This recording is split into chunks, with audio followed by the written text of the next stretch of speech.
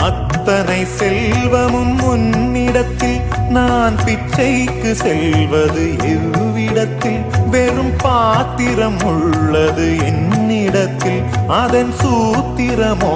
அது உன்னிடத்தில் ஒரு முறையா இருமுறையா பல முறை பல பிறப்பெடுக்க வைத்தாய் புதுவினையா பழவினையா கணம் கணம் தினம் என்னை துடிக்க வைத்தாய் பொருளுக்கு அலைந்திடும் பொருளற்ற வாழ்க்கையும் துரத்துதே உன் அருள் அருள் அருள் என்று அலைகின்ற மனம் இன்று பிதற்றுதே அருள் விழியால் நோக்குவாய்